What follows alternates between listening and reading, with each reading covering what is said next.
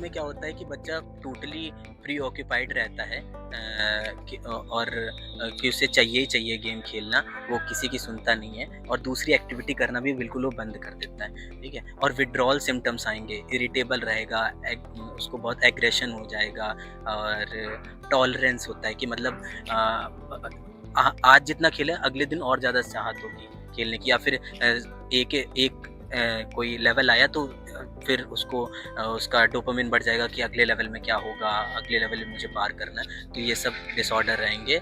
और इसमें जो सबसे बड़ा इम्पोर्टेंट डिसऑर्डर ये था उसके उनके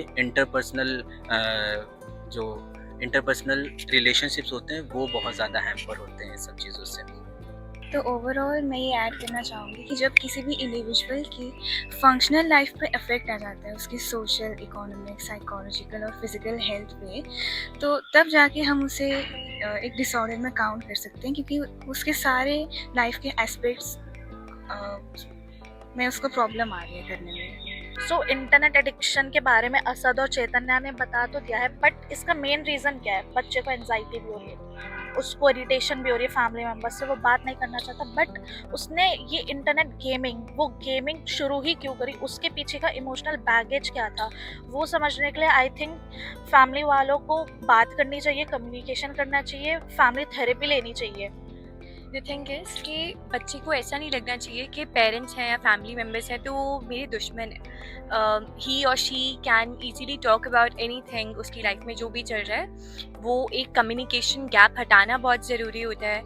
and also it's not a very big deal कि अगर बच्चा गेम खेल रहा है, सही सही लेवल पे अगर कोई चीज़ करी जाए it's not wrong at all, तो बस ओवर यूज़ नहीं होना चाहिए उस चीज़ का। That's the thing to be highlighted. Like Radhika said कि एक रूटीन या फिर एक फिक्स शेड्यूल में कोई काम किया जाए तो उसका इतना एडवर्स इफेक्ट नहीं पड़ता। तो लाइक गेमिंग अगर मॉडरेशन में हो तो उसका इतना इफेक्ट नहीं पड़ेगा, लेकिन जब एक्सेसिव होने लगे, आपकी डेली फंक्शनिंग की बाकी चीज़ों को अफेक्ट करने लगे, लाइक आप गेम के चक्कर में आप टाइम से खाना नहीं खा रहे हो, आप बाहर नहीं जा रहे हो, कोई फिजिकल एक्टिविटी नहीं है, पूरे दिन अपने चेयर पे पड़े हुए और गेम खेल रहे हो, तो उस टाइम दिक्कत आती है। इम्पॉर्टेंट ये नहीं होगा यहाँ पे कि डिसऑर्डर हो गया है, अब हमें उसे देखना पड़ेगा हम उसको क्योर कैसे कर सकते हैं। तो वहाँ पे बहुत ज़्यादा रिस्पॉन्सिबिलिटी उनके आसपास और इन्वायरमेंट की बढ़ जाती है।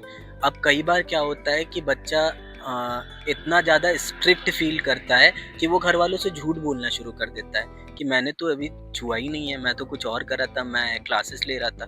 तो वहाँ पे आपको उनके साथ वो बॉन्ड इतना बढ़ाना पड़ेगा कि वो आपको हर चीज़ एक्सप्लेन कर पाएँ, ठीक है। और दूसरी बात है कि अगर एक ही ऐसी चीज़ है कि मतलब आपने अगर इतना स्ट्रिक्ट हो गए कि वो अब 12th में आ गया या फिर अब कॉलेज जाने लगा, आपने मोबाइल नहीं दिलाया, पर लेकिन आसपास के लोगों के पास उसके मोबाइल है, उसके जो फ्रेंड सर्कल में कलीग्स जो भी है लोग हैं उसकी एज के, उनके पास मोबाइल है, उसके पास नहीं है, तो वो डिप्रीवेशन में चला जाएगा। उसको लगेगा कि मेरे तो सभी लोगों के पास है, मुझे ही नहीं मिलता है, और फिर वो करने की कोशिश करेगा जो नहीं करना चाहिए था उसे। फिर वो झूठ भी बोलेगा, फिर वो जहाँ मौका मिलेगा मोबाइल यूज़ करने का सोचेगा, ठीक है। इसमें आप उसको कर सकते हैं, अगर वो उसकी एज हो गई तो प्लीज़ उसको अवेलेबल कराएँ, क्योंकि वैसे ही वो डिसऑर्डर में है, ठीक है। एटलीस्ट उसका बॉन्ड तो अच्छा बनेगा, उससे बात कर सकते हैं आप, ठीक है। और इसमें कंडीशनल लर्निंग आप कर सकते हैं। कंडीशनल लर्निंग में क्या होगा कि उसको जैसे अब वो और बाकी चीज़ें एक्टिविटी बंद कर दी उसने कि खाना नहीं खा रहा है, टाइम से सो नहीं रहा है, तो उसके लिए एक चीज़ ये कर सकते हैं कि अब तू दिन में मोबाइल यूज़ कर ले, रात में टाइम से सो जाए। उसके पास अगर होगा, अगर उसके पास नहीं होगा तो उसको जब मौका मिलेगा तब वो देखेगा रात का 12 बज रहे हैं, 1 बज रहे हैं, आप सो गए, फिर भी वो देख रहा है, आपसे झूठ बोल रहा है। तो उसके पास होगा तो एटलीस्ट उसको और दूसरी चीज़ों में तो अच्छी उसकी लाइफ़स्टाइल मैनेज कर सकता है वो, ठीक है। मैं ये नहीं कह रहा हूँ उसको ऑब्ज़र्व ना करें कि वो क्या कर रहा है, वो क्या, उसको बिल्कुल छोड़ दें, पर लेकिन एटलीस्ट उससे एक बार बॉन्ड ठीक हो जाएगा। और तो और कई बार ऐसा होता है कि पेरेंट्स दूसरों के सामने क्रिटिसाइज़ करते हैं, कर देते हैं कि तू इतना मोबाइल चलाता है, तेरी एकेडमिक परफॉर्मेंस इतनी पुअर है, तू पढ़ाई नहीं करता है।